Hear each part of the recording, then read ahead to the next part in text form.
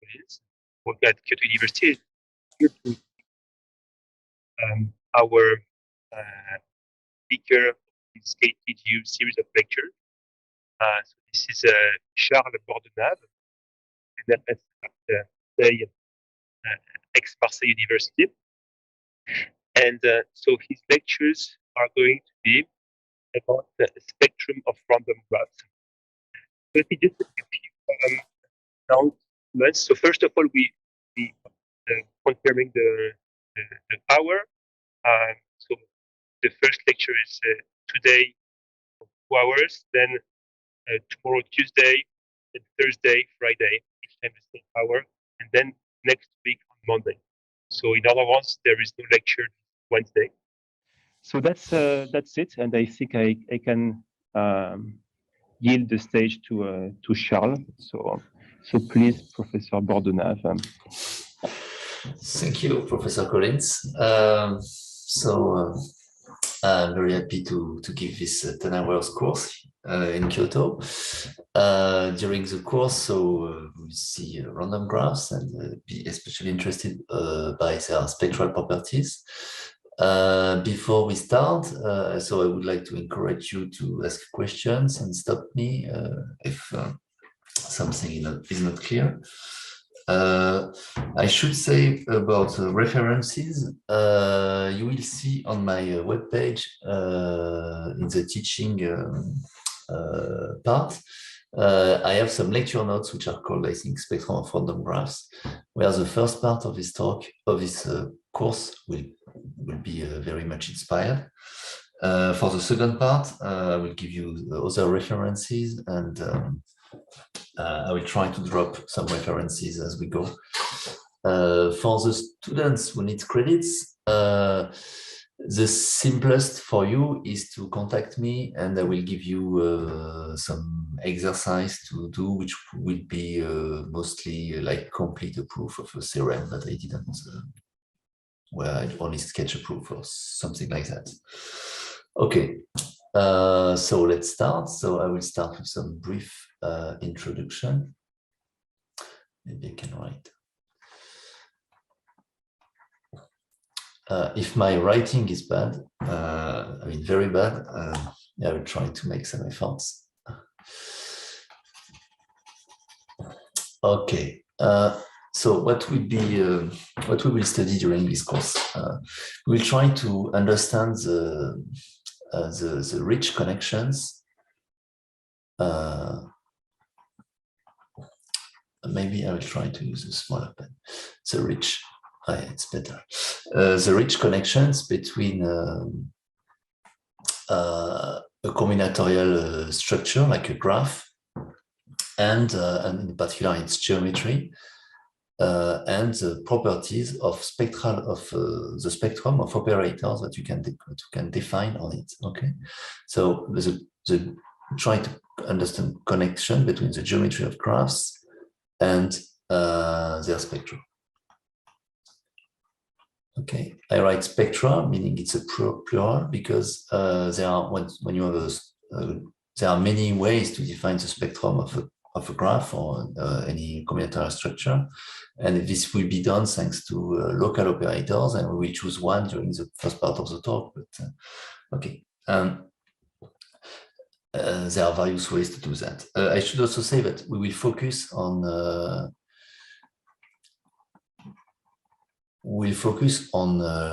large random graphs, finite random graphs. By large meaning a graph which will have many vertices, but still a finite number. Okay, and we'll be interested in the asymptotic where this number of vertices goes to infinity on large finite graphs, random graphs. So, and the graph will be random. Not so much in the first part of the talk, but of the course, but in the second part. So why should we do that? There are many motivations, which comes from different horizons, many motivations. So historically, one of them, the driving force of the study of the random graphs and the spectrum was theoretical computer science.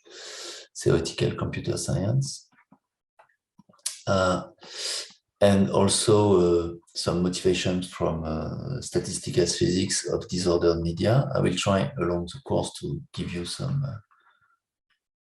disordered media. And but there are also some motivation which comes from mathematics, like geometric group theory, or obviously probability theory. And we also see some, and the list is quite long, so I will stop here. Maybe I should mention data sciences, where there is many data spectral algorithms which try to deduce from the spectrum of a graph or a combinatorial structure some geometric information contained in it. Okay, so I should say that this is a rich topic in growing development. So in growing development,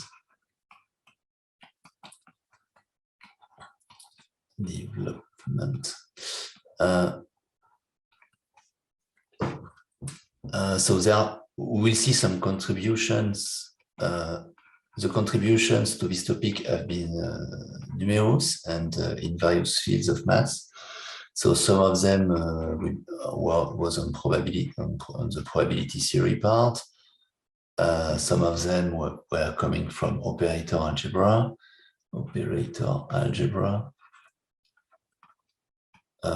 Others came from mathematical ideas from mathematical physics.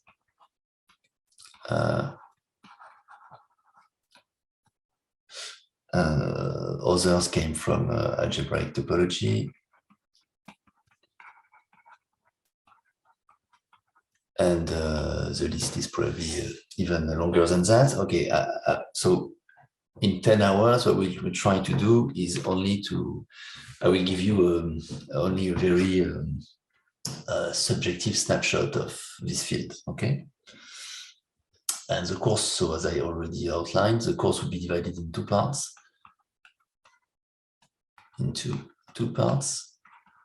Which are complementary to each other.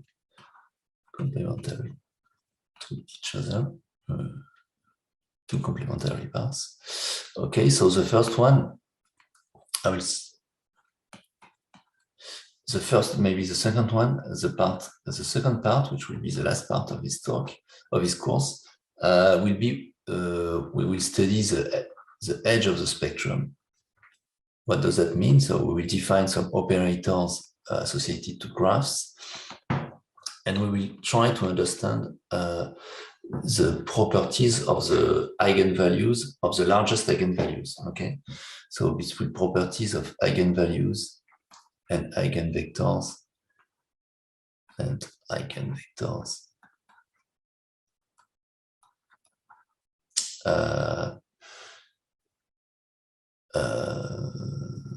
extremal, so I should say extremal eigenvalues.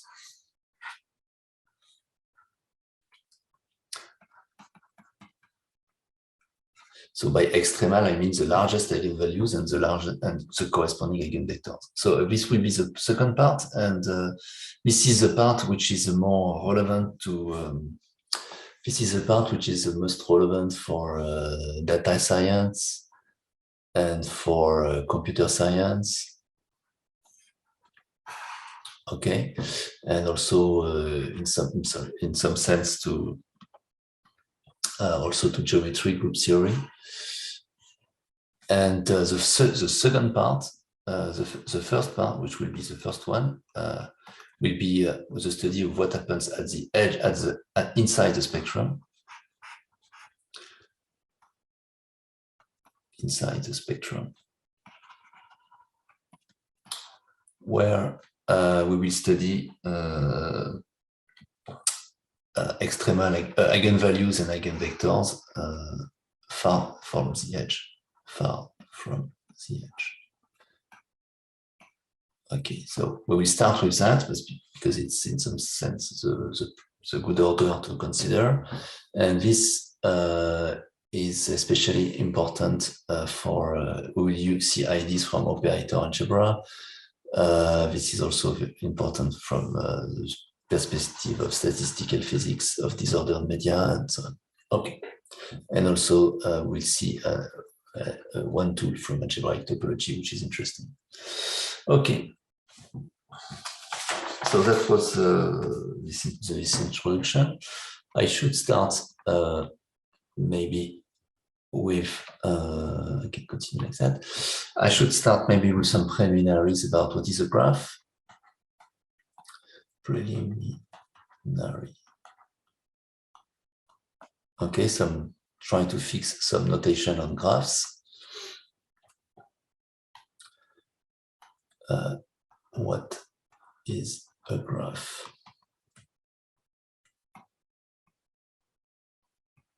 And at least what are the graphs which we'll be interested in this course.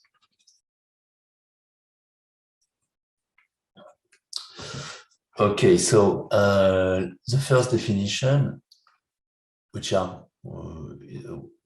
is the usual one. So what is a graph? It's a pair formed by some vertices, a countable set, which we call vertices. Okay, and some set E, which is a subset of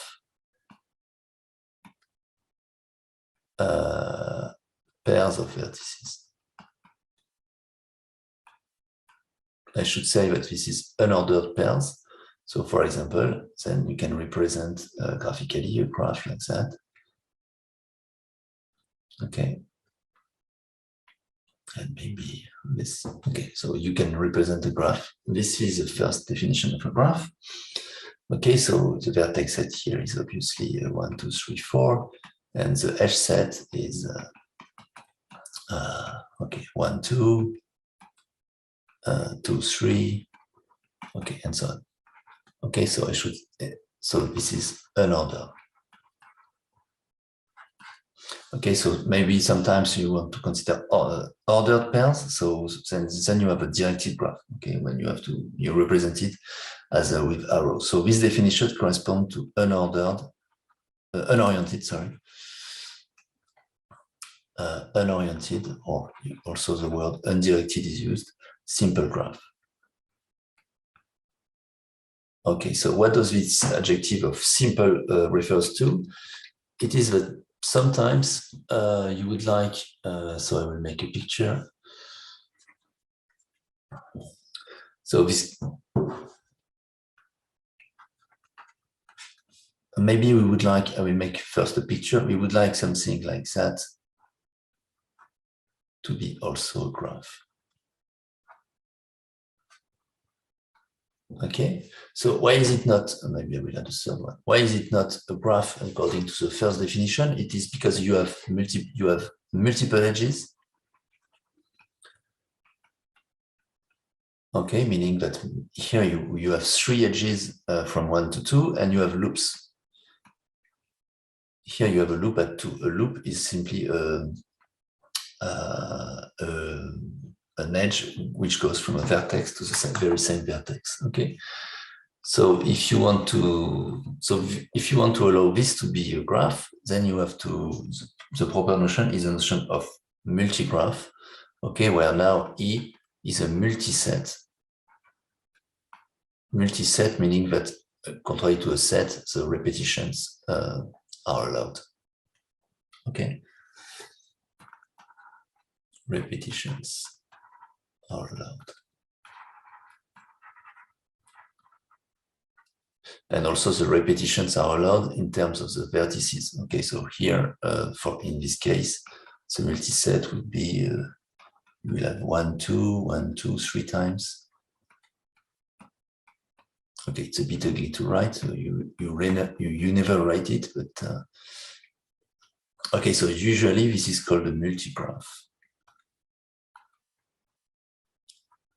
Okay, and the notion which is important is the notion of edge multiplicity. So edge multiplicity.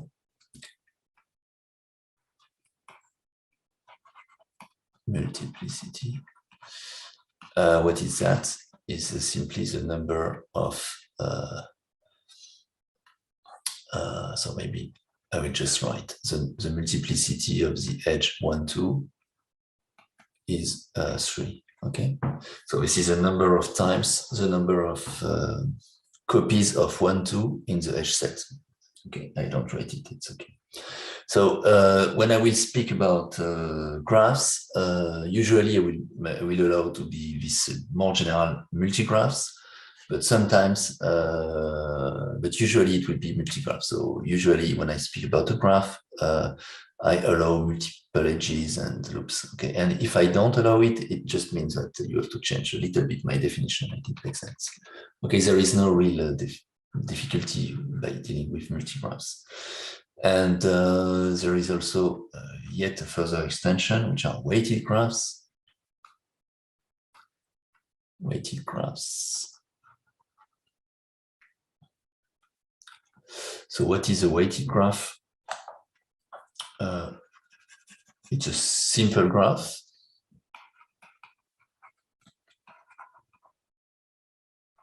In the sense of definition 1. It's a simple graph, sorry.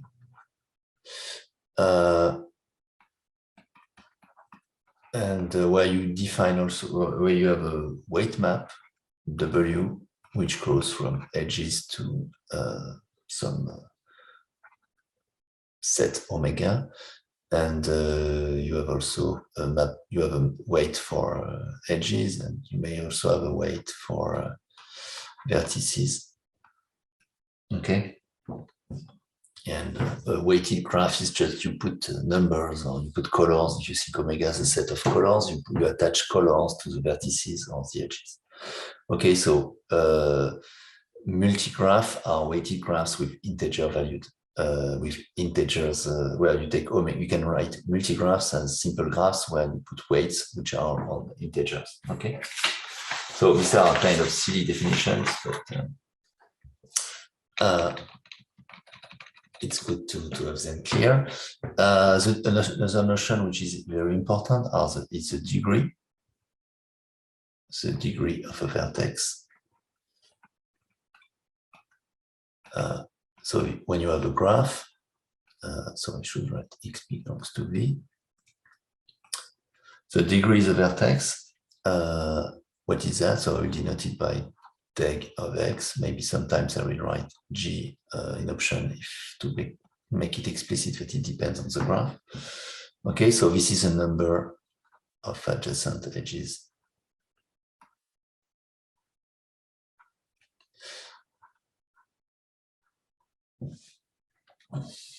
Okay, so for example, the degree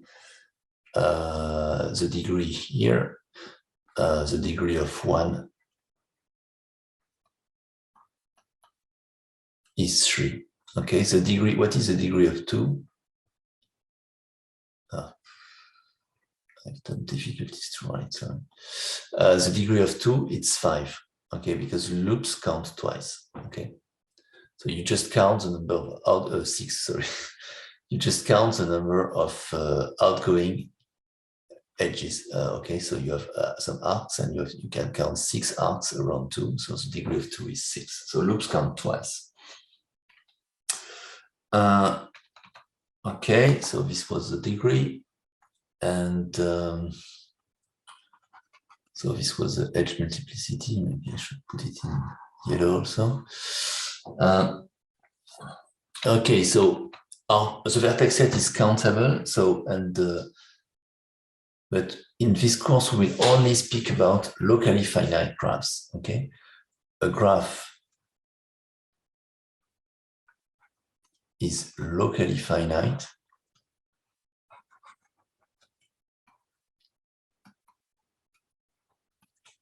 if for all vertices the degree is finite.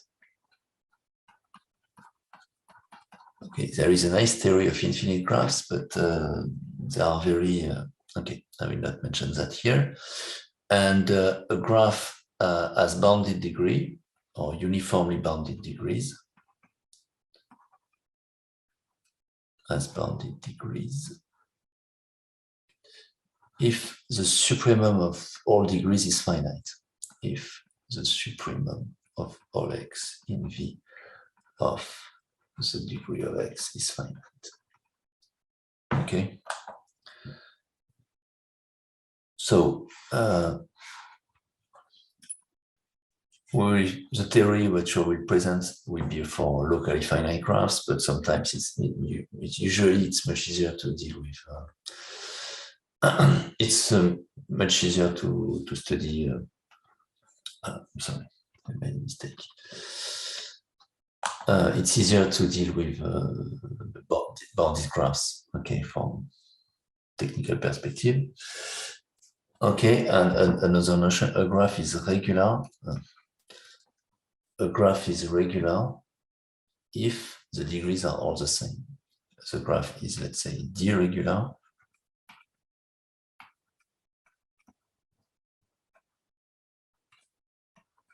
if for, well, d is an integer, if for all x in V,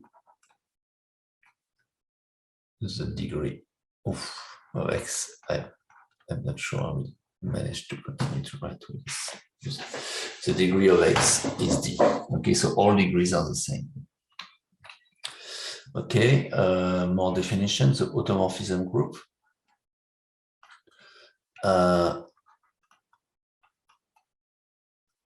So you have a graph, you can define, there is a natural group associated to the graph. It's a subgroup of the symmetric group acting on the vertices, okay, which is a group which leaves the graph invariant, okay. So this is a set of bijections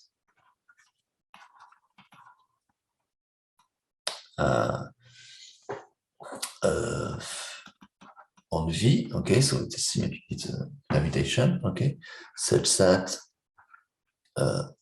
phi, which leaves the graph invariant, phi of G is G, okay.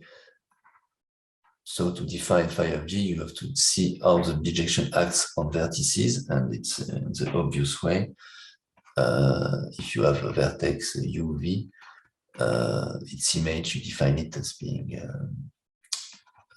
phi of U, phi of V. Okay, and you transport through the phi the set with the edges with their multiplicities. Okay, so this is a group, and the graph is transitive.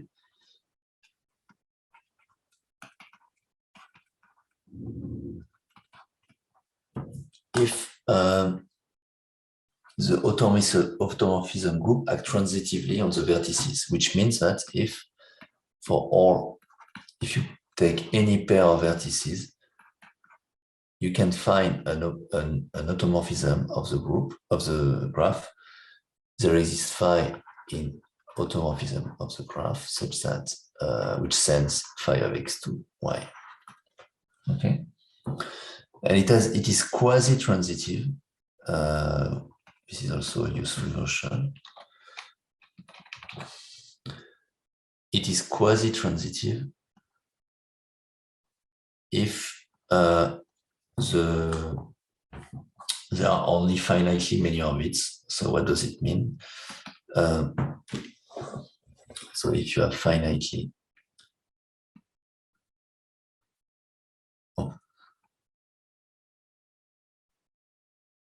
many orbits,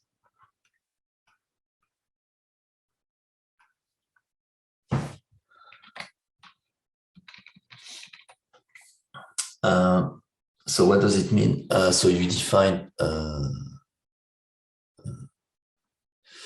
maybe I should, okay, I will see that later. You define an equivalence relation of vertices by saying that x is equivalent to y if this also, if there exists an automorphism which sends one to the other, okay? And then finitely on. So, and then you say that it's quasi-transitive if you have only a finite number of equivalence class for this equivalence relation. For the equivalence relation.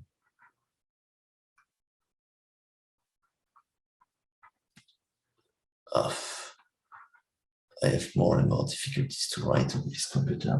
I will see if I have to change. I have another computer. Maybe I will be more lucky with this one. Okay, so let's give some example of graphs and transitive graphs. First one, a classical one, are Cayley graphs of groups.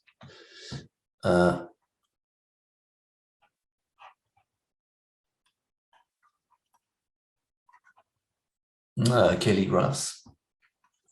So what is a Cayley graph?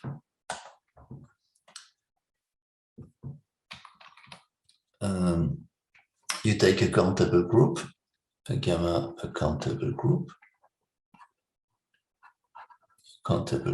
which is finitely generated with S, a finite symmetric set of generators. Okay, so you have a finitely generated group. So by symmetric, I mean that X is in S is equivalent to X minus 1 is in S, okay?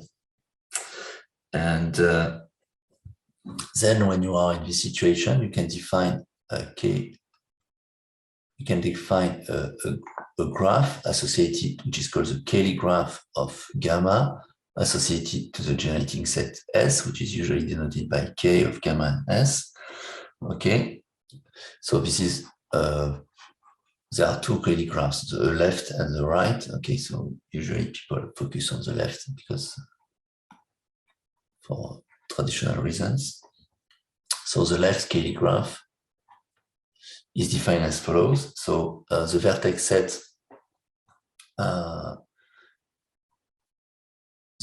set is gamma, the group, okay, and the edges, you put an edge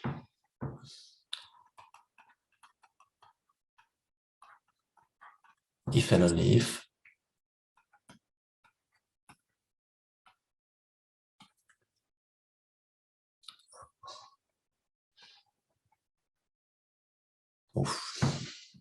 I really have some problem. If and only if y is equal to Sx for some S. For some S in S, okay. Or if you prefer, y x minus 1 belongs to S. Okay, so this way you define a graph, which is called the Cayley graph. And it's a simple lemma. I encourage you to do it.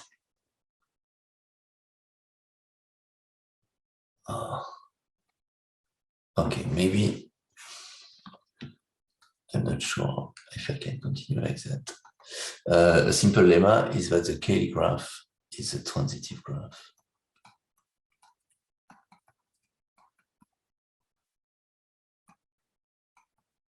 Okay.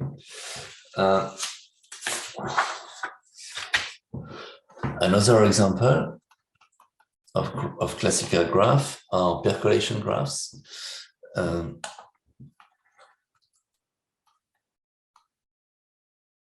Which will be important for us.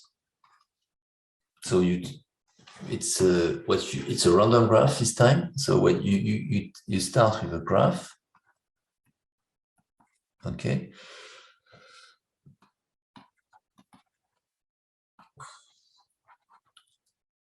You fix a parameter p in 0, 1,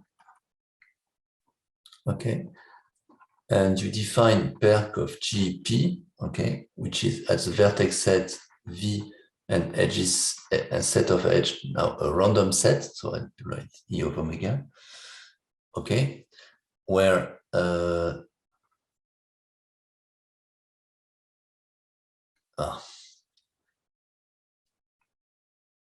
sometimes where E belongs to the random set E of omega. Maybe I could put a P here, it would be more clear. Where E belongs to this random set independently. You put each edge, you keep each edge independently with probability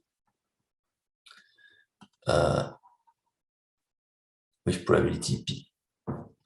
Okay, so then you call this edge open, meaning that you keep it. So you keep each edge independently with probability P. Okay, so this is called bound percolation. Bound is a percolation. There is also site percolation, where you remove where a site is open independently with a site, so it's a synonym for vertex.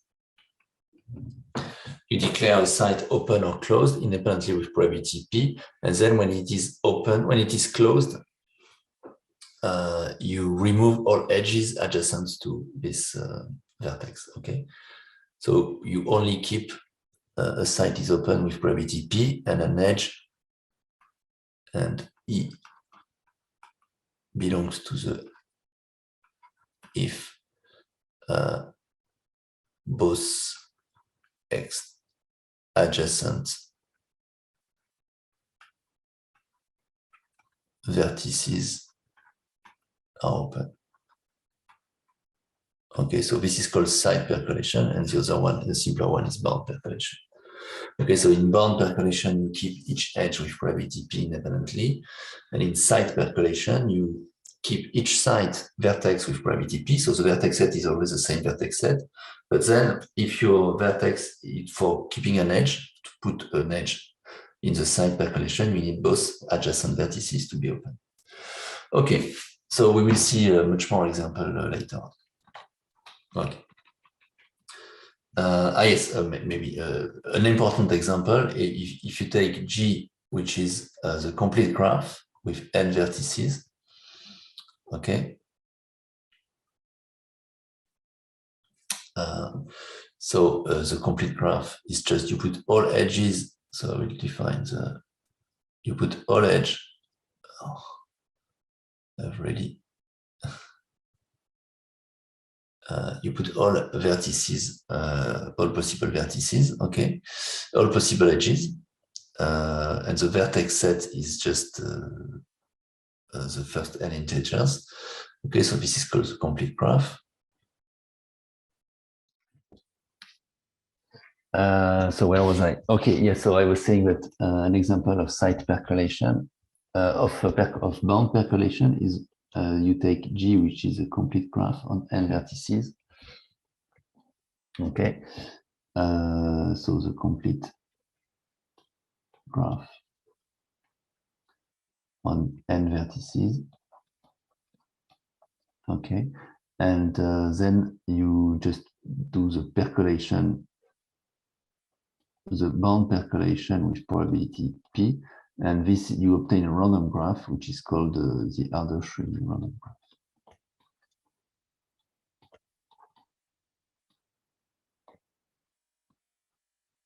Which is more easily described by saying that you take any possible pair of edges and you keep it with probability P, and you remove it with probability 1 minus P. Okay, which is usually denoted by G and P for its distribution. Okay, so now let's start to speak about random, to speak about the spectrum. So in this, what we will try to do now is to define an object which we'll call the spectral measure of a graph, which will be the main object that we will study in the first part of this course, where we'll be interested by interested in the what happens inside the spectrum. Okay, so the setting is as above. You take a graph. V is a countable set. Okay, and the graph is locally finite.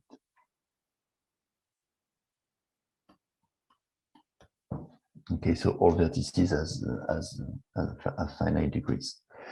And then you can define the adjacency operator, which is the most natural, maybe the most natural local operator that you can attach to a graph. Okay, so what is it? You can define it as you define CC of V, which are the set of which is a subset of L2 of V. So the square integrable function indexed by V, the countable set. And so this is a set of finitely supported functions, finitely supported vectors. So you can speak about vectors or functions, finitely supported vectors. Okay.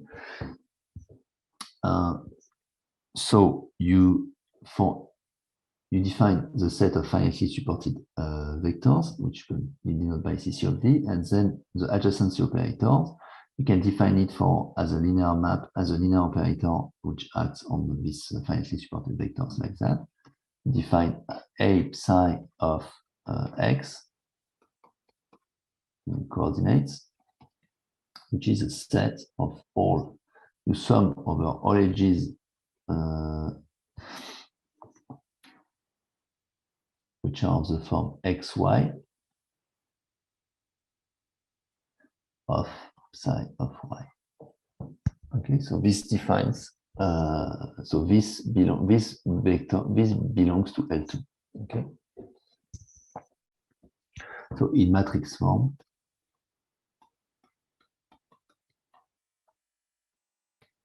so it allows me to use some notation. If I take this, will be the vector of L2, which has entry 1 on X and all 0. So it's a direct mass, a vector of the canonical basis. If I look at delta xy, okay, which I will simply denote by x a of xy, this is a multiplicity of xy.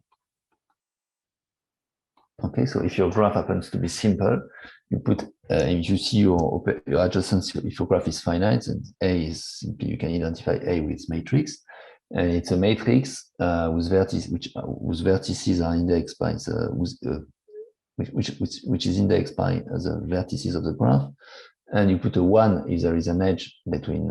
You put a 1 at a given entry. You put a 1 or a 0 depending whether or not you have an edge. Okay. So my graph is undirected. So if my graph is undirected, A is symmetric, meaning that A xy is equal to A yx. Okay, A is symmetric.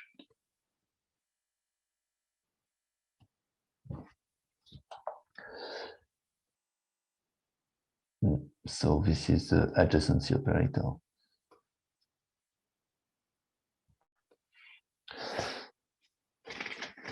Okay, so if the degrees are bound, if your graph has bounded degree, so if the degree of x is less than d for all x, then A extends to is in fact a bounded operator.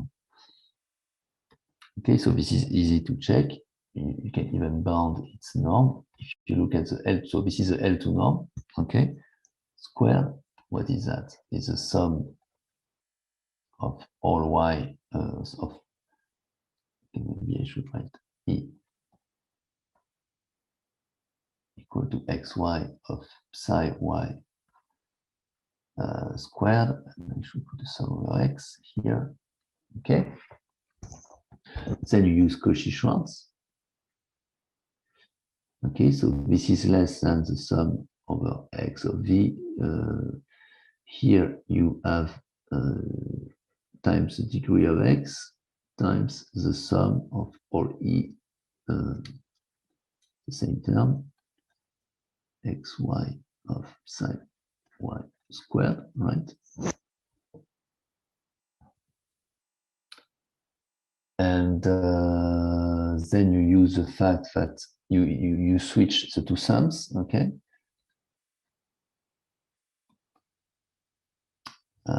And each term in this sum will appear at least if you fix now y, the number of x where the number of x where such that there is an edge between x and y is at most the degree of y, okay? So in fact, you can bound that by degree squared, okay, because all degrees are bounded by d, times psi of y squared. Okay, so you have proved that this is d squared times the L2 norm squared. Okay, so the operator norm of A is bounded by d. So it's a bounded operator.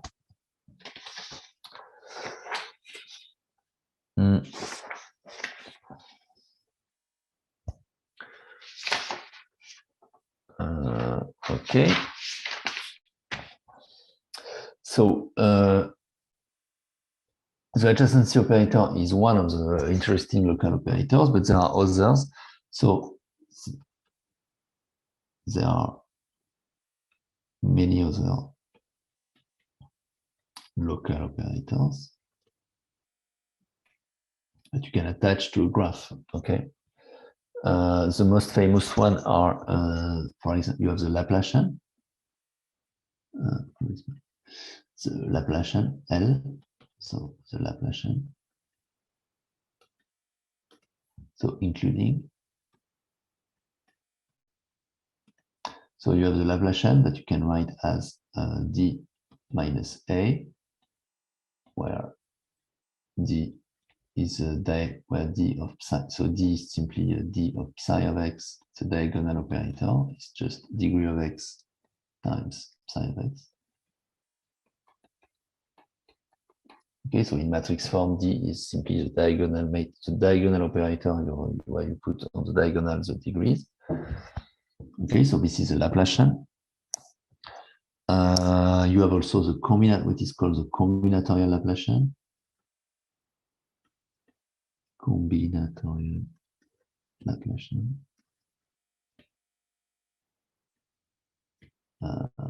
Which maybe we can call delta. What you can write, okay, as d minus 1/2, d minus 1/2, if all degrees are at least 1. Okay, if all degrees are at least 1, this diagonal operator d is invertible, and the combinatorial Laplacian is written like that. Okay. The combinatorial Laplacian is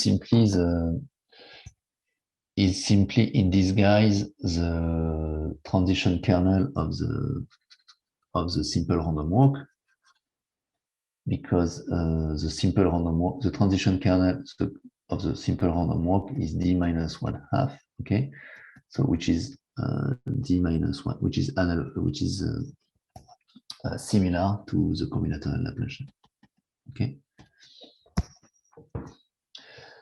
so this is the transition kernel of the simple random walk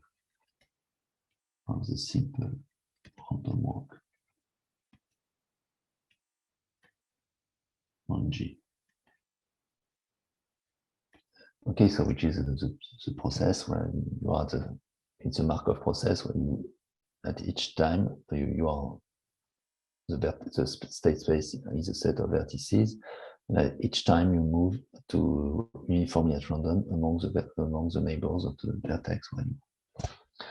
Okay, so this is called the combinatorial Laplacian, and obviously it's also very interesting. And the Laplacian, in terms of probability, is it's an infinitesimal generator of the continuous type random walk on the graph. Okay, so these two operators, they are very natural from probabilistic perspective, and they also contain a lot of geometric information on your graph. Everything which I will say in the first part of the course will be, essentially everything I will say in this course will be the same or almost the same for any kind of local operators such as those ones, okay? But for simplicity, I will stick to the adjacency operator, but keep in mind that there is nothing very specific about adjacency operator, okay? And also, if the graph is regular, if G is deregular, so if all degrees are the same, then the diagonal operator is simply a scalar of the identity. It's a multiple of the identity, and it commutes with the adjacency operators, which means that if you know the spectrum of A, you will know the spectrum of delta and of L. Okay, so then if you study one, you study all these operators at the same time.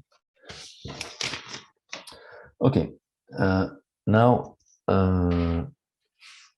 we'll do a little bit of spectral theory. So this was the adjacency operator. Now I will define what is called the spectral measure at a vector. Spectral measure at a vector.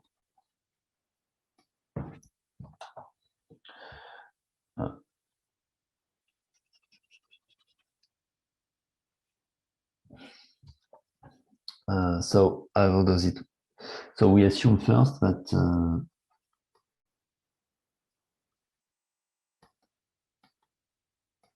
the graph has uniformly bounded degrees. Okay, but G has bounded degrees. So I define it. Okay, so the supremum over all x of the degrees is let's say equal to D. It's finite. Then the operator A is bounded. Then A is bounded. It has bounded norm, and it extends to a bounded operator. Extends to a bounded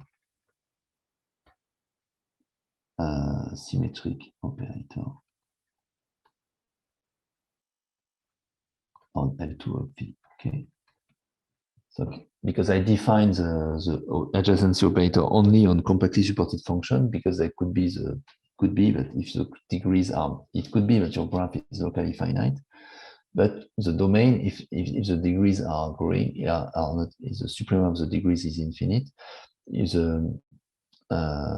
does not define, there are some vectors in L2 of V such that A of phi does not belong to L2 of V. Okay, so it's not certainly not the case if A is bounded. If the degrees are bounded, then you can define the spectrum in the usual way. The spectrum is a subset of the real interval. It's a complementary of the set of complex number such that A minus Z is as bounded inverse, as bounded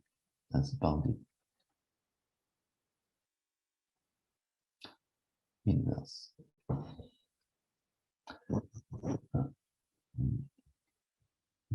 Yes. As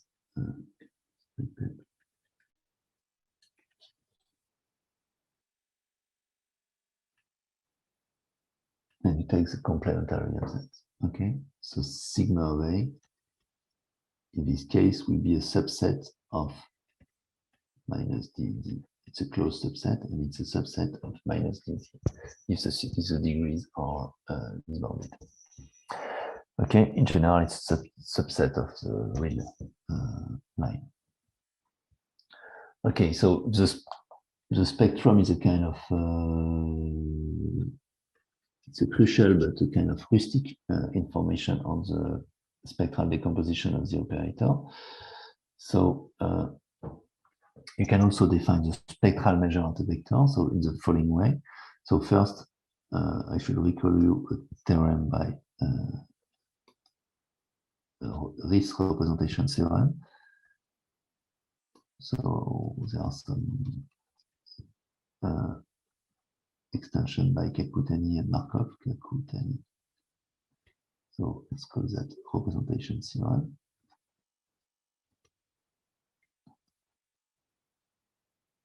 So I think the form I will write is due to Markov, but I'm not sure. Okay, so if you consider a linear map on the polynomials,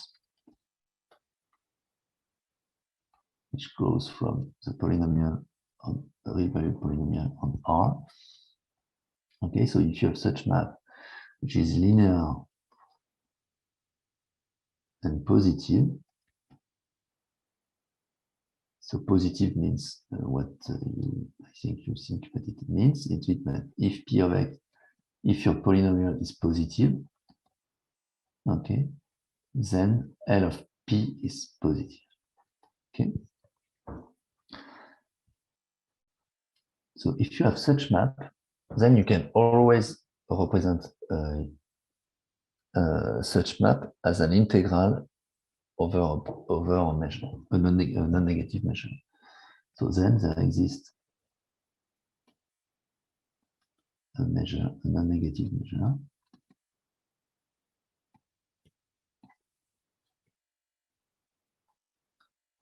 such that let's call it mu, such that for any polynomial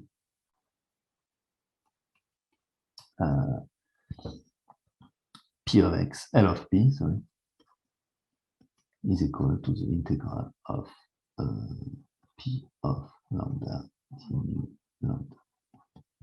Okay, so this is this representation theorem.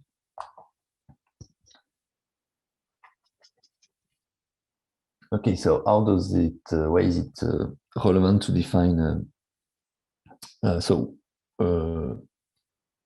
is it relevant to define the spectrum of an operator? So this is a very important piece, okay? And of course, if L of 1, if the constant polynomial equal to 1 is 1, then mu is a probability measure, okay?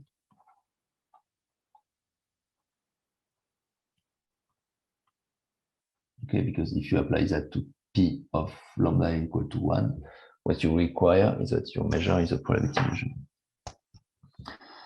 Okay. So this is an existence result, but certainly not a uniqueness result. It could be that there are multiple Markov. There could be that there are multiple measures which satisfies this relation, and this is tightly connected. This is the existence of a unique measure is very much related to self-adjoint extension of bounded operators. Okay, so maybe I can write there are some classical relations. So if you take the polynomial, if you assume that the image of the polynomial, which is simply monic polynomial of degree 2k, if you assume that this is bounded by d power 2k, then mu is unique. And as support included in minus dd. Okay, so this fact, I will leave it to you as an exercise. There are some more, so let's call that L2k. So this is a moment problem. Something which is much more difficult is the Karleman's condition, which is a sufficient condition, which says that if the m2k power minus 1 over 2k, if this series diverge, then mu is unique. Okay.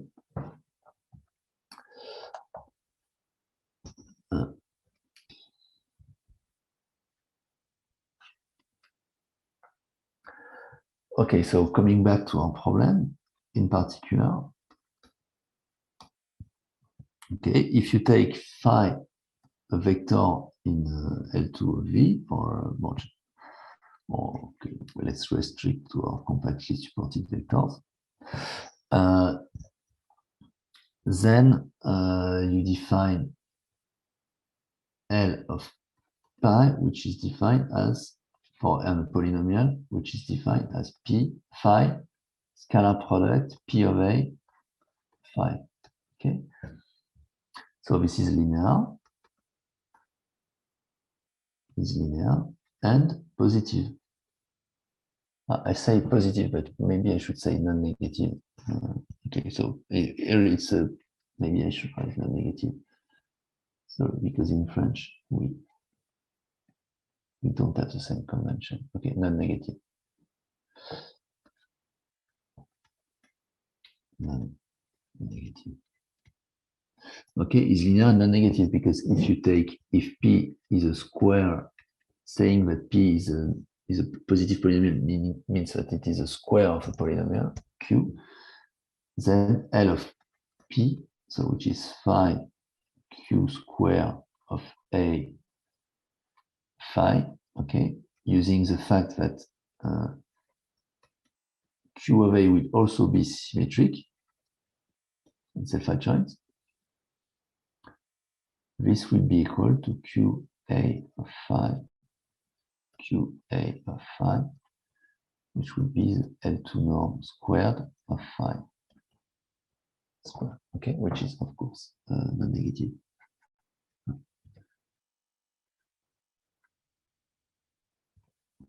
Okay, in part, and also if phi ends, if the L2 norm of phi is 1, then there exists a probability measure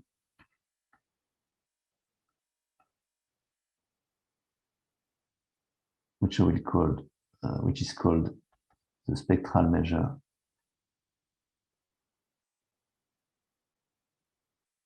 at vector phi, such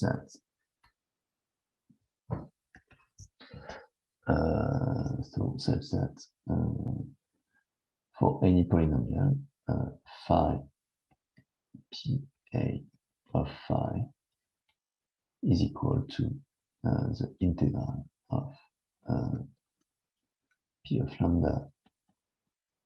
So I will denote this probability measure this way.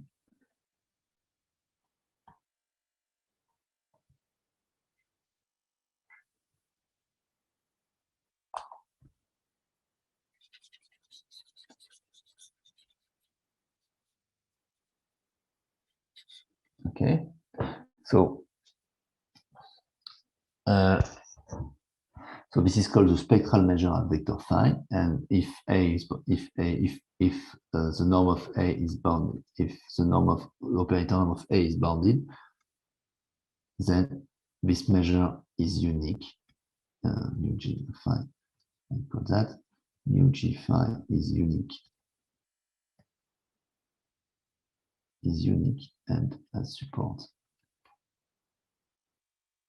included in minus dD. Okay.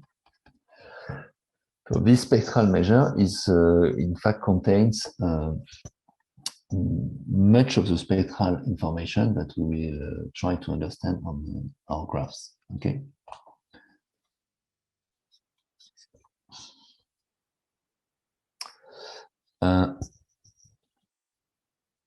Okay, so it has some interesting combinatorial interpretation. If you look at a Dirac mass, if you look at the Dirac mass at X, so X is a vertex, A of K Dirac mass at X, so by definition, so this is the integral of lambda power K d mu. So this is a case moment of the spectral measure at the Dirac mass. Okay, so, but if you expand the left-hand side, you will see that this is exactly the number of closed walks. So I can write that gamma 0, gamma k. which starts and ends at x, okay, and it's a walk on the graph, so meaning that gamma t plus 1 is an edge of the graph, okay, for t to k minus 1. Okay, so this is exactly the number of closed walks of length k in the graph are the moments of the spectral measure. Okay, so this is a combinatorial interpretation of this spectral measure at vectors. And also you have, if you have done some functional analysis, you can also interpret these measures in terms of functional calculus. In terms of Borel functional calculus, okay, where you are allowed to define f of a for f measurable, bounded measurable function. Okay, so if you know how to define that, which you in fact do thanks to this Markov representation theorem, then you can rewrite mu g phi of if E is a Borel set. You can this is in fact simply the indicator function of E applied to A scalar phi. Okay. So I'm writing exactly the same formula, but in a more operator algebraic form. Okay, and the map which goes if you define this map, one gives EA this map, which goes from, let's call that P over the Borel set, which goes from P of R to this is a projection on L2 of V. So this map is called, maybe you can call that pi. So it's a projection valued probability measure. It's a projection value measure. It's called the resolution of identity. It's called the resolution of identity of A.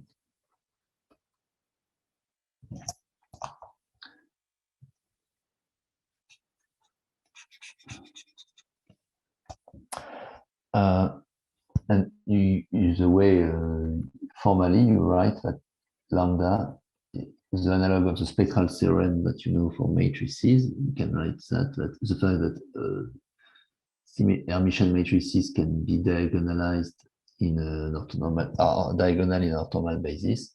You can write that as saying that A is an integral of the resolution of the identity. Okay. You can make a precise sense of that. I encourage you to look at with Simon's classical book on functional analysis, or the Cayley ring-rose, the first part of the Cayley ring-rose. Okay. For example, if you are in finite dimension, so if G is finite, all these objects, so let's say that the vertex set is 1 to n, then the meaning of this formula is an extension of this formula that you know, lambda I, ui star, where ui is an orthogonal basis of eigenvectors. And this projection, this resolution of the identity, you can simply write that as a sum of Dirac masses weighted by this projection operators, which are ui star.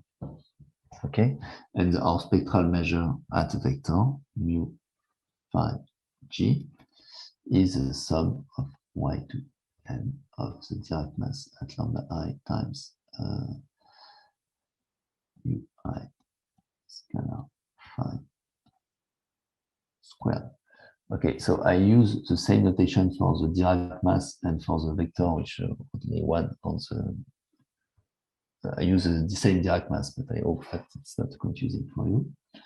Okay, so if you are finite, the spectral measure, if you are on a finite graph, is simply a sum, is simply a weighted sum of the counting measure of the eigenvectors, and the counting measure and the weight you put are proportional to the orthogonal projection of the vector phi of the corresponding eigenspaces. Okay.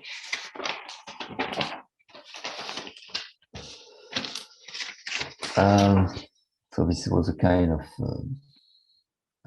crash course on functional calculus. We will also, it's usual, there is a resolvent operator which plays an important role in spectral theory, where you define as R of Z, which is A minus Z minus 1, for Z not in the spectrum of A, okay?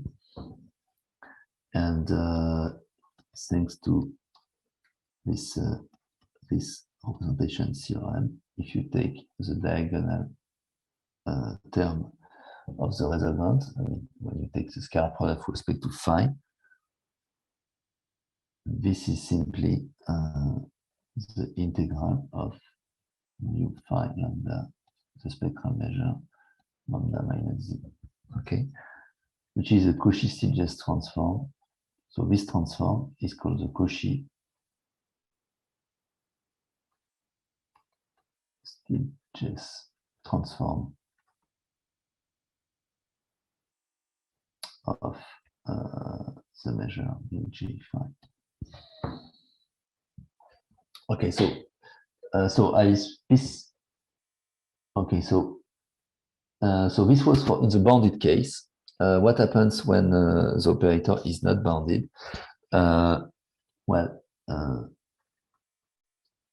Everything extends in the unbounded case. So this was okay.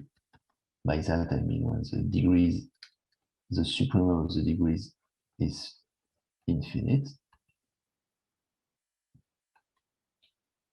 Okay, then it extends verbatim, provided that but A is essentially satisfied as self-adjoint, provided that A is essentially self-adjoint.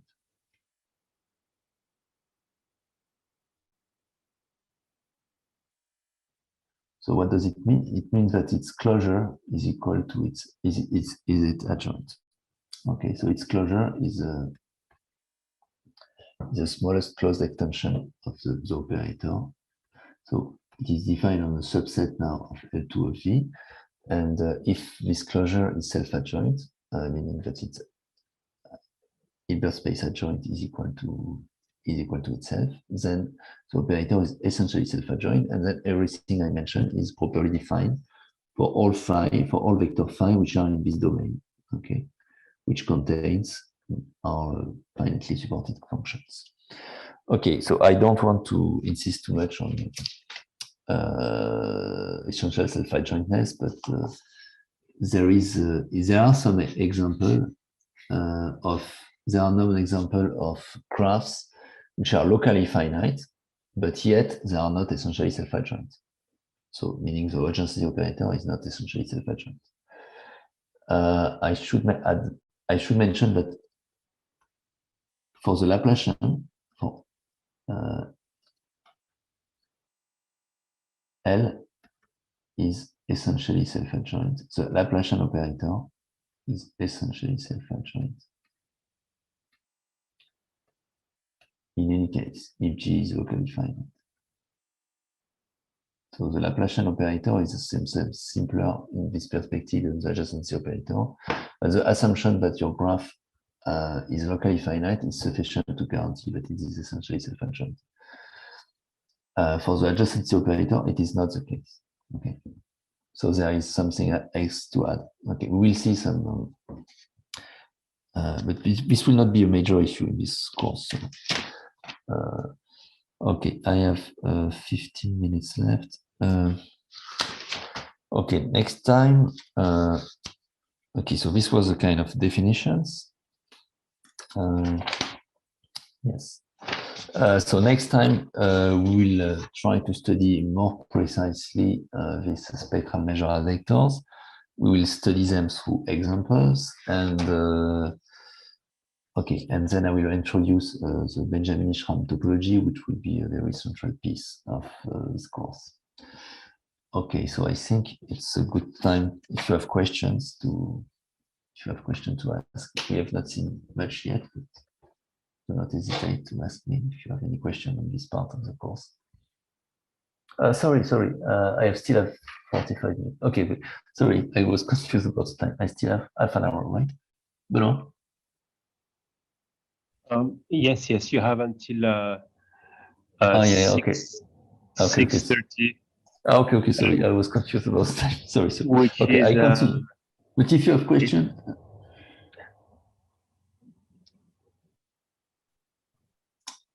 yes. Okay, so I mean, for me, I'm fine. Okay. Okay, so I will continue by saying what I would say I will do this next time, but I will do it now.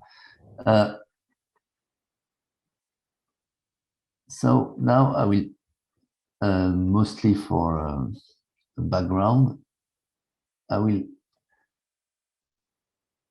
There are some classical operation that you can make on algebraic operation that you can make on graphs, which translates into nice operation, which on their spectral measures. Okay, and this is what I'm going to describe now. Okay, so the first one is a Cartesian. So this should please the most algebraic part of the audience. Okay. So the Cartesian product of graphs. How is it? How is it defined? You have two graphs with vertices, so locally finite. Okay, and the Cartesian product of these two graphs is what you think it is. So the vertex set is the Cartesian product of the two vertices, and you put an edge, and so x1, y1. So I will try not to. You put an edge between x1, x2, and y1, y2. Okay, so these are two elements of the vertex set of the Cartesian product. If and only if either x1 is equal to y1 and x2, y2 is an edge of, or the opposite, x2 is y2 and x1, y1 is an edge of e1. Okay, so it's easier to see, for simple, it's easier to write in terms of adjacency operator. If you look at the adjacency operator of the Cartesian, maybe I should make it. So for example, if this is G1 equal to G2, okay, so the Cartesian product of these two will simply be a two-dimensional grid. Okay.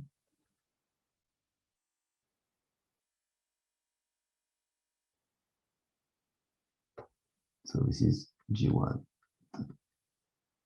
Okay, so the graph of ZD is simply the D times the Cartesian product of the graph of Z.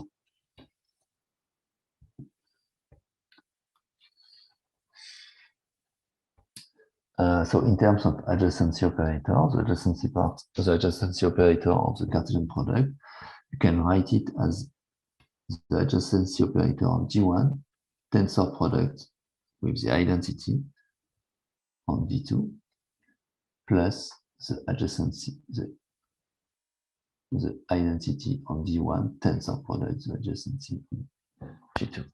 Okay, so this is a classical graph operation, which translates into a standard operation on the adjacency operators. Okay, and you have a lemma, which is easy to prove, is that if you look at the spectral measure of the Dirac mass of x1, x2, okay, this is equal to the Dirac mass to the convolution between the spectral measure at x1 in the first graph and the spectral measure at x2 in the second graph, where this is the convolution of probability measures.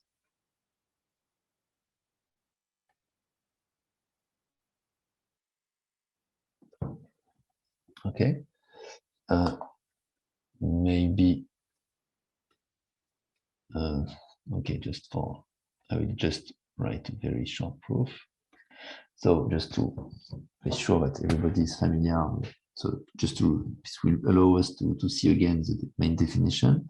So you will write that the case moment, you want to identify the case moment. So the easiest way to access to the spectral measure is to compute its moments.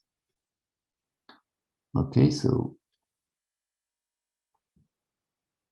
then you use a definition, but this is simply the combinatorial definition. This is the number of closed walks of length k starting at x1, x2. Okay, so it closed walks in the product. Okay. Then you will write that this is we'll count them in terms of how many steps in the first, because you see in the definition of the adjacency of the Cartesian product, when you make a walk in such graph, either you are walking on the first graph and leave the other coordinate constant, or so you leave it, either you move along the graph 1 or you move along the graph 2. You see it here in the definition. Either you apply the identity on V2 or you apply the identity on V1. And in which case you move in G1 or in G2. Okay, so you can write that as a sum from L equal to 0 to K of W, L, K, X1, X2, which are closed walks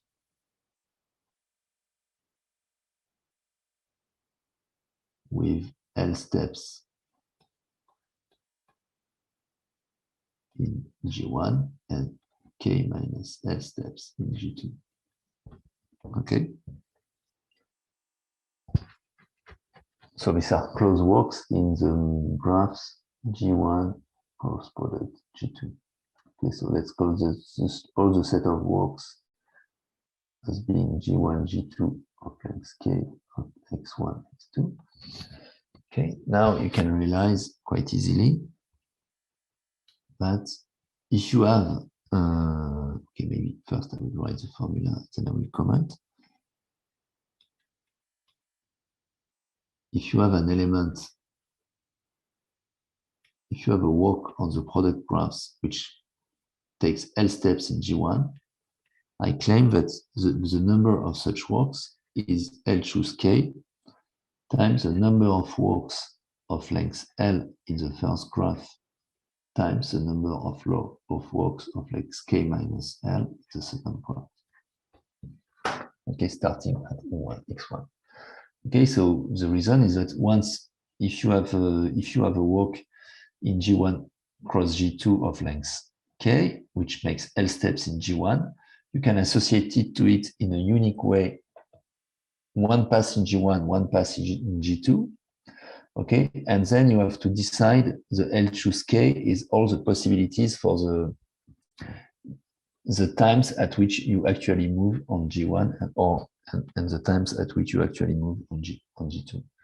So if you come back to this formula, you arrive at this else moment of G1 cross product G2, so that mass at X1, X2 is simply the sum from L to 0 to K of L choose K times this. So, but this, you know that this is the else moment of the G1 direct mass at X1 times the K minus else moment of the direct mass at G2. Okay. And so then you obtain this is the required formula for. And so this is the else moment of the convolution of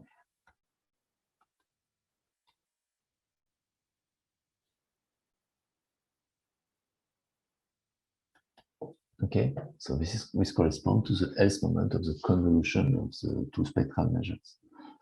Okay, and then if the moments coincide, the measures will coincide if there is a unique solution. So in particular, if our graph is self-adjoint. So let's say that A bound. If A of G1 and A of G2 self-adjoint, essentially self-adjoint.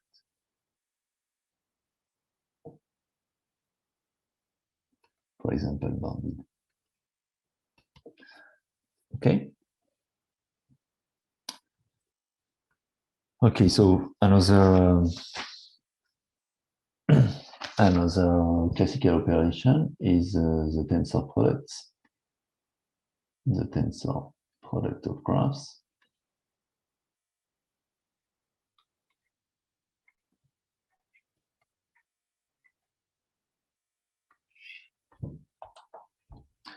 Okay, so for the tensor product of graphs, it's defined same way. So you define G1 tensor product G2. So the vertex set is again the product of V1 and V2, and then the edge set is the product of the edges. So U x1. So maybe I simply write directly the AG. I simply write the adjacency operator. The adjacency operator is simply the tensor product of the two adjacency operators. Okay, which correspond that x1, y1, x2, y2 is an edge of the tensor product graphs if x1, y1 is an edge and x2, y2 is an edge of the first one and of the second one. Okay, so this definition is okay for simple graphs. For multiple graphs, you have to be careful that the proper definition will give you this tensor product. And then in the same way, you have a lemma. Okay, I will make this comment after. You have a lemma, but if you do the tensor product of two graphs and look at the spectral measure, but this is simply the multiplicative convolution, which I will denote like that, where if x has low mu and y has low nu, and x and y are independent,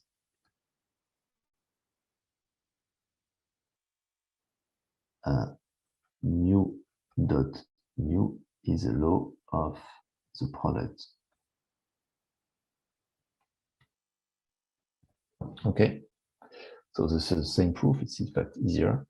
A comment, for example, what is what is the tensor product of Z with itself? So when I mean the tensor product of Z, and that's just the line of Z and itself. So what you will obtain, so maybe I write copies of Z, I write Z2, so the vertex set is Z2.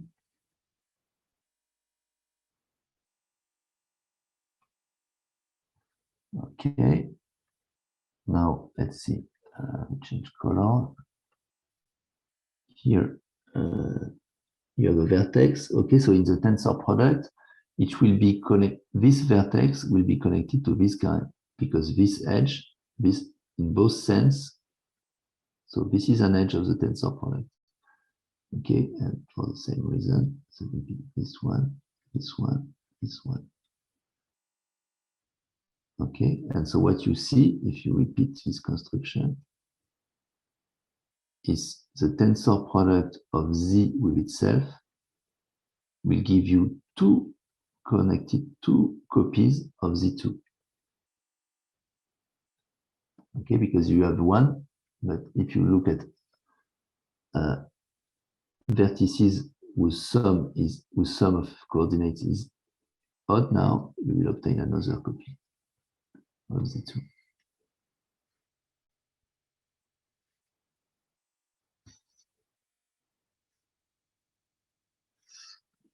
Okay, so my picture is bad, but you see that it's a two copies is isomorphic to two copies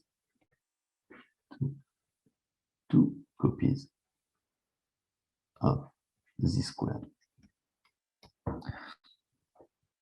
Okay, as a consequence, you obtain that if nu is a spectral measure at a direct mass at the origin of Z, okay, the convolution of nu with itself, so the regular convolution, the additive convolution is equal to the convolution of the product.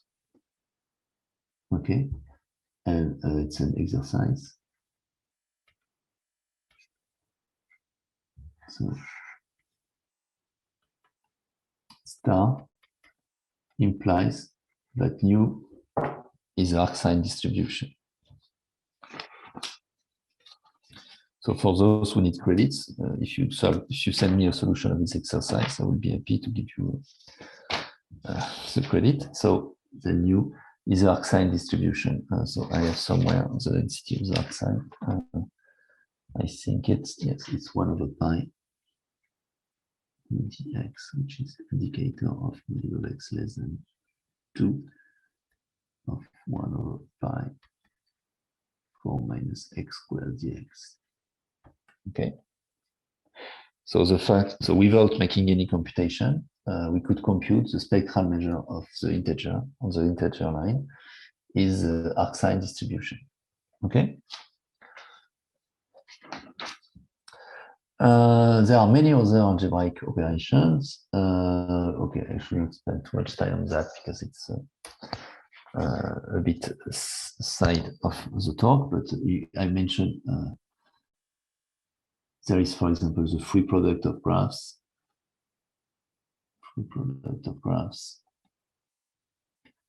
Okay, so the graphs should be rooted. Okay, so what does it mean? A rooted graph is a graph. A rooted graph, PO, it's a rooted graph.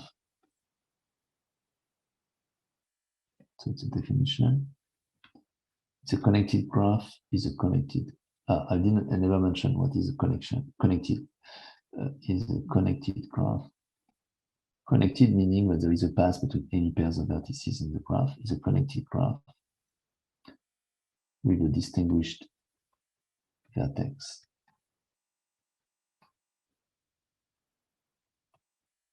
Which is called the root.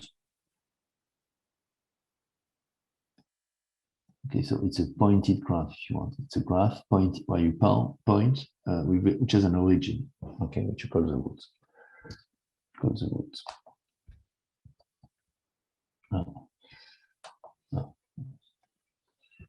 Okay.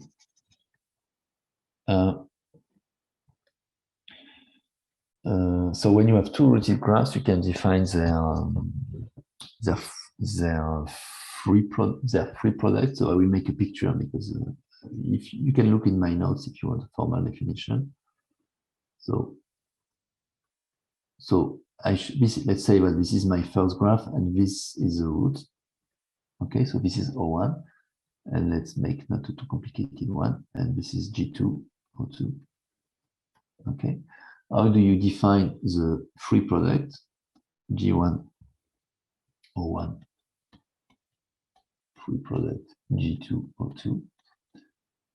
So this is a free product. So it's a bit, I will make it, I will just define it on a picture. And if you want a formal definition, you can look at my notes.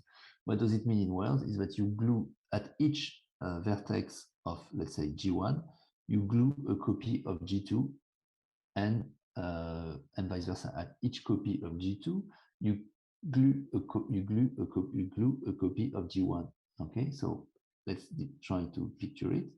So I start with G1, say, where the root is here.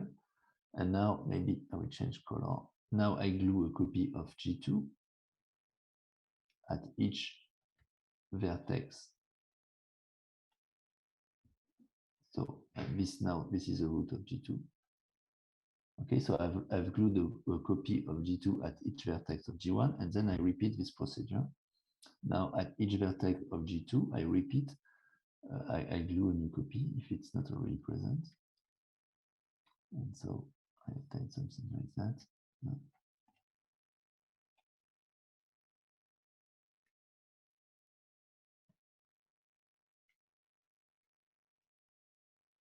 Okay, and now I repeat.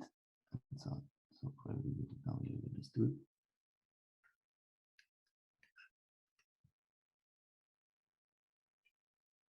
I forgot one.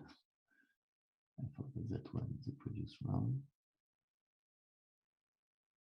Okay, so you see, even when you take the contrary to the other group operation,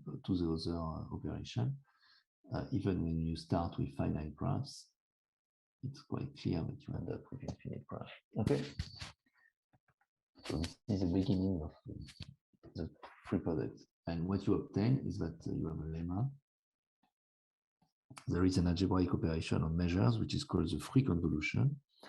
And it says that the consequence of that is there is if you want to compute the spectral measure at the root, so let's call that the root of this new graph, is a free convolution of the spectral measure of G1 convoluted with G2. If you don't know what is a free convolution, that's fine.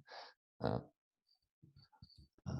can make some reference. There is a book by Mingo and Schleicher on free probability. And there is a recent work, which I'm happy to mention, by Garza Vargas,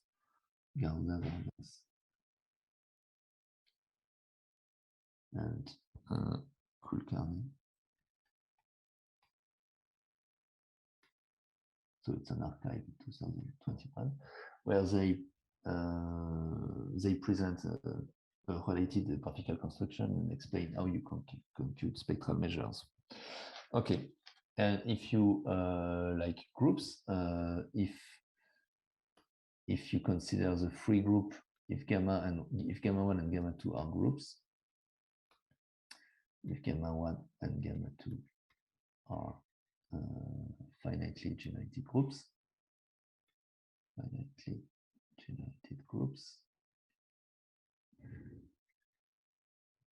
okay, and gamma, which is the free product, which is our free product,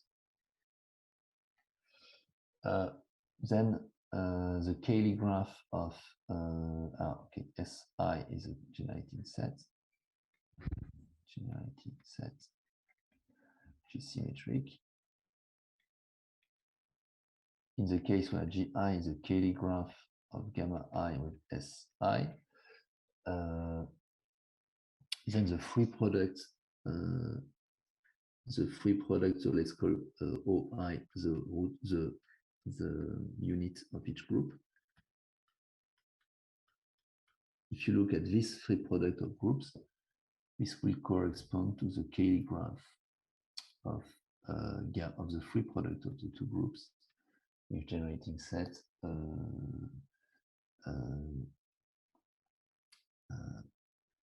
the disjoint union of S1 and S2. Okay, so if you like groups most this free products is just the correspond exactly. Taking free products of groups is exactly the analog of taking free products of this. Taking free products of groups is the same as taking free product of groups.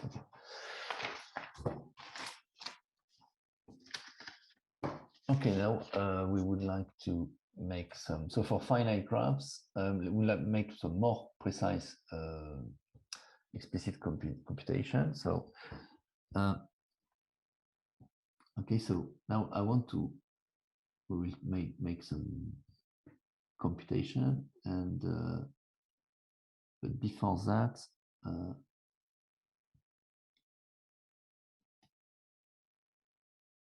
when my graph is finite, so these spectral measures are pointed, so that it means it's a spectral measure which is associated to a vector, to a specific vector. Okay, but let's. In the case of the finite graph, so let's consider a graph which is finite. There is a very natural probability measure which is not pointed, which is the empirical distribution of the eigenvalues. Okay, which is, we define mu of G, which is the empirical distribution of the eigenvalues. Okay, where number 1, number n are the eigenvalues of counting multiplicities. Okay.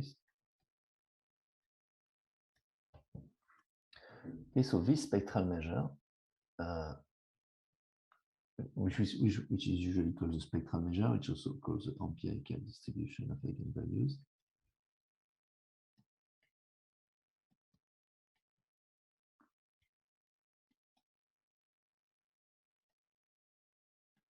The physicists call it the density of states. Okay, has a huge advantage over our spectral measure at vectors, but it is unitary invariant. Okay, it does not depend on the eigenvector base. It does not depend on the eigenvectors of the adjacency matrix G of G. Okay. So we would like, what we will do next, we will try to define an analog of this object for our infinite graphs. Okay, but first, let's try to make we should try to first to understand the connection between this guy and our spectral measure. Okay, at vectors. No, should not do that. Why is it so small? Okay. So we have that mu G is also the average of the spectral measures as a vertex. It's also the spatial average of the pointed spectral measures. Spatial average of spectral measures and vectors.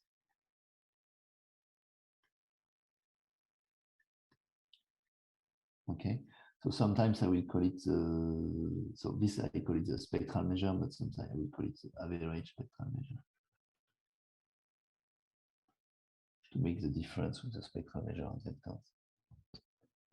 Okay, indeed. So why is it formula true? Indeed. What is the sum over all x in V of mu G Dirac math x? If you recall the reproduce the definition, is the sum of the Dirac mass at I of delta x scalar product with ui, where ui is an orthogonal basis of eigenvector squared. Okay, now I use Pythagoras theorem. This is an orthogonal basis of eigenvectors. The sum of Dirac of delta x is an orthogonal basis, so this is equal to sum of delta I. Okay, so you obtain this formula. So we have this fabulous property that despite the fact that the spectral measures and vectors, they depend on the eigenvector basis, okay?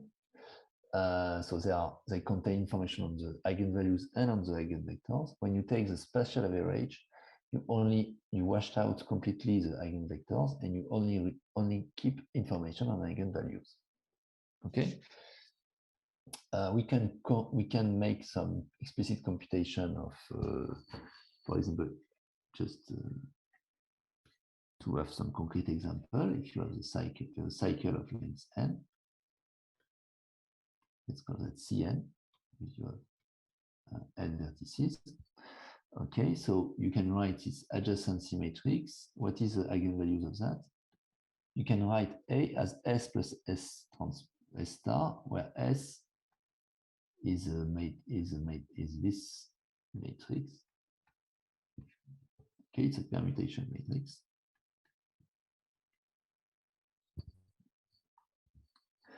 And so the eigenvalues of S are the root of unity.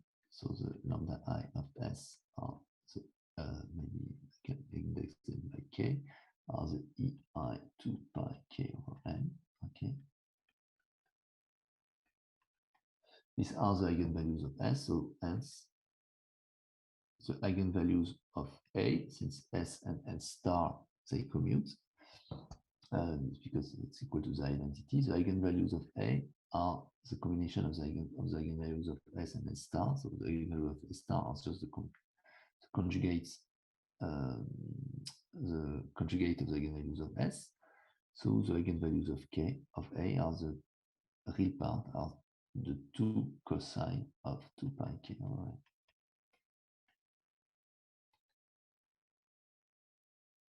And we deduce that the empirical the spectral measure of the cycle of length n is just the sum of Dirac masses at cosine. Okay, when n goes to infinity, this will converge to the arc-sine law, which I already mentioned. Okay, it's also the law of 2 cosine 2 pi u with u uniform on 0, 1. Okay, so this convergence is for the weak topology. Okay, same way, if you consider the line segment,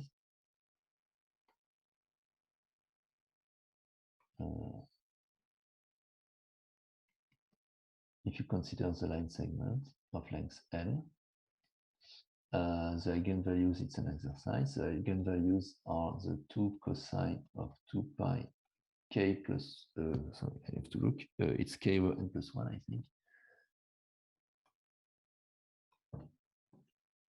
It's for k going to 1 to n. And you also deduce that the spectral measure, the empirical distribution of the eigenvalues of the line segment converge also to mu as n goes to infinity. Okay.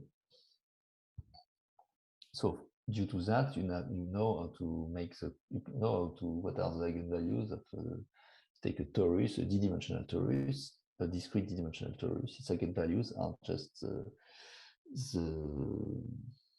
obtained by taking the convolutions of this arc-sine law in the limit. Okay. More interesting. Now, this was for finite graphs. Now we can. Now I have only 10 minutes. Okay, I start with these spectral measures of Cayley graphs.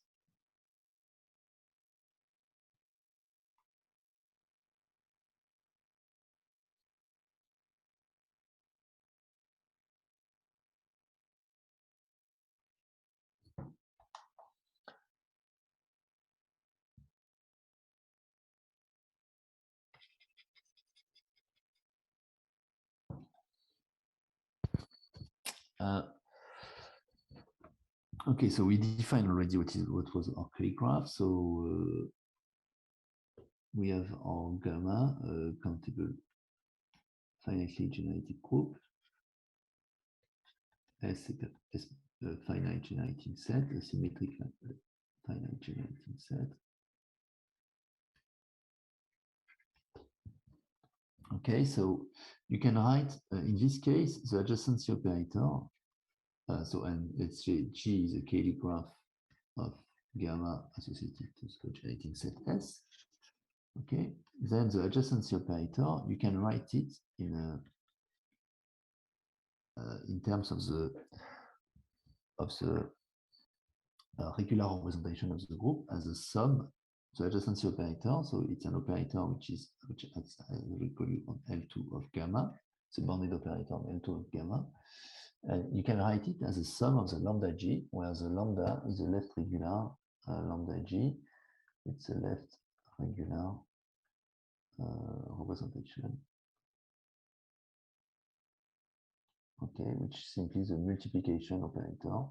Lambda G of a Dirac mass at H, G and H are elements of the group, is simply the left multiplication by G.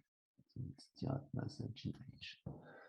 Okay, so if you recall the definition of Cayley graphs I gave you at the beginning, the adjacency operator, you can write it in a more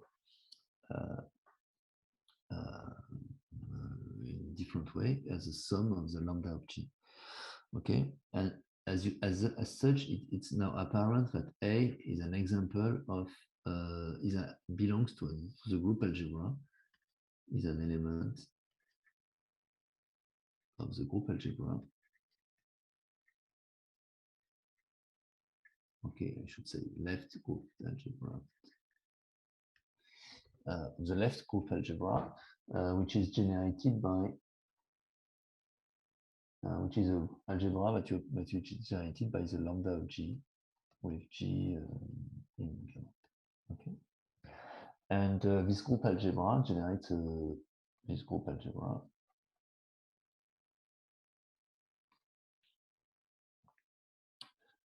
Generates a fundamental.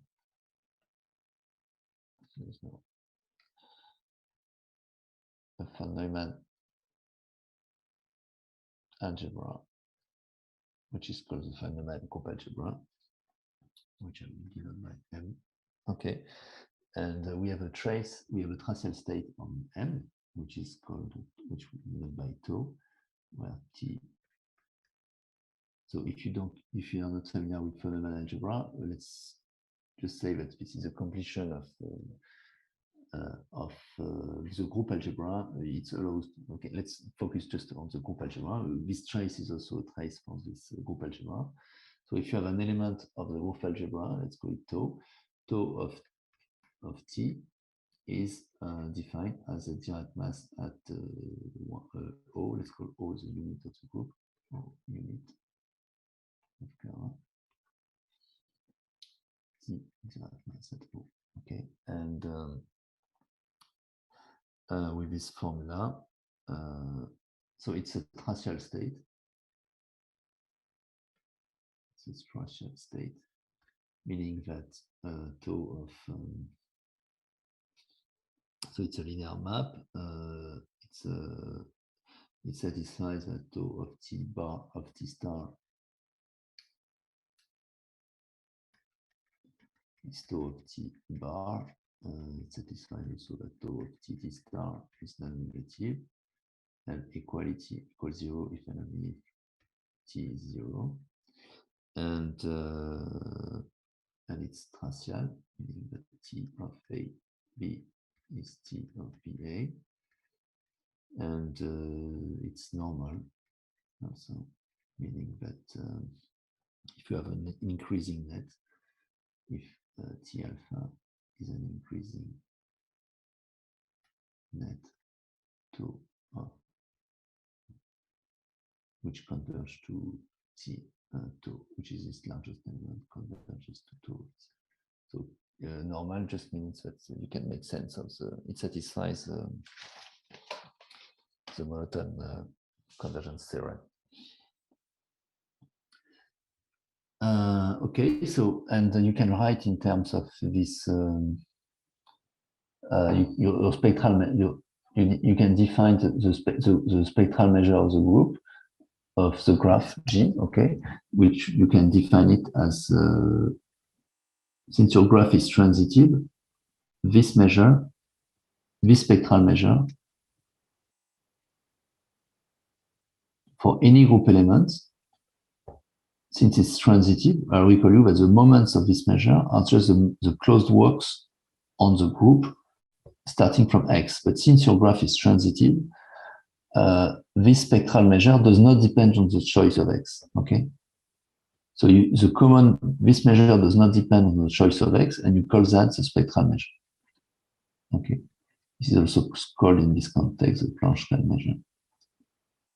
And the spectral, the moments, for example, of the spectral measure, du G lambda, are simply in terms of the trace, the moments of the operator A. Okay. So in other words, the distribution of A in this group algebra, meaning the collection of all its moments, is encoded by its spectral measure. I have to stop now. So next time we'll see some computation of spectral measure of Cayley graphs, and we'll continue. Okay, thank you. If you have questions, I'm here. Thank you very much. Are there any questions? So actually, there was a question in the chat from 25 minutes ago from now. Okay. Kajino, do you want to? Kajino-san, do you want to?